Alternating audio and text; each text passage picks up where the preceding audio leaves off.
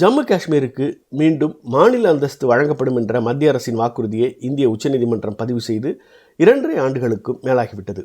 நீதிமன்றம் இதற்கு காலக்கெடு எதையும் நிர்ணயிக்கவில்லை என்றாலும் மாநில அந்தஸ்து வழங்கப்படுவது ஒரு நியாயமான காலத்திற்குள் நடக்கும் என்றும் இதற்கான நடவடிக்கைகள் படிப்படியாக எடுக்கப்படும் என்றும் எதிர்பார்க்கப்பட்டது.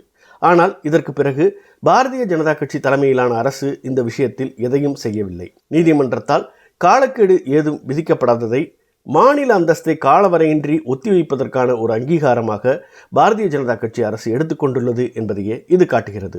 மத்திய அரசு தொடர்ந்து பலமுறை உறுதியளித்த போதிலும் இந்த நிலை நீடிக்கிறது. ஜம்மு காஷ்மீர் தேர்தல் பிரச்சாரத்தின் போது பிரதமர் நரேந்திர மோடியும் நாடாளுமன்றத்தில் உள்துறை அமைச்சர் அமித்ஷாவும் மாநில அந்தஸ்து வழங்கப்படும் என உறுதியளித்திருந்தனர். இது தொடர்பாக நடவடிக்கை ஏதும் இல்லாத நிலையில் ஜம்மு காஷ்மீரின் முதலமைச்சர் உமர் அப்துல்லா தொடர் போராட்டங்களையும் பேரணிகளையும் நடத்தி வந்தார். ஜூலை 20ஆம் தேதி ஜந்தர் மந்தரில் தர்ணா போராட்டம் நடத்தப் போவதாகவும் அறிவித்துள்ளார். உமர் அப்துல்லாவுக்கும் அந்த பிராந்திய மக்களுக்கும் இது தொடர்பாக ஏற்பட்டுள்ள ஆதங்கம் நியாயமானதுதான். தேர்தல் நடந்த பிறகும் யூனியன் பிரதேச அந்தஸ்தை நீடிப்பது தேர்ந்தெடுக்கப்பட்ட அரசை ஒரு தேர்ந்தெடுக்கப்படாத துணைநிலை ஆளுநருக்கு கீழ் கொண்டு வருகிறது. அந்த ஆளுநரே அரசு இயந்திரம், காவல்துறை மற்றும் பிற நிறுவனங்களின் மீது அதிகாரம் செலுத்துவார். தேர்தல் நடத்தப்பட்டு ஒரு அரசு அமைக்கப்பட்ட பிறகு அந்த பிராந்தியம் யூனியன் பிரதேசமாகவே தொடர்வதற்கு கொள்கை ரீதியாக எந்த ஒரு நியாயமும் இல்லை.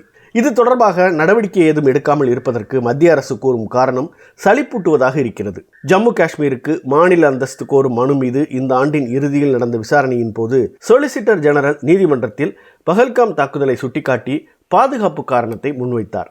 ஆனால் இந்த வாதம் ஏற்புடையதாக இல்லை. மாநில அரசின் கணக்குப்படி இந்த தாக்குதல் எல்லைக்கு அப்பால் இருந்து திட்டமிடப்பட்டது.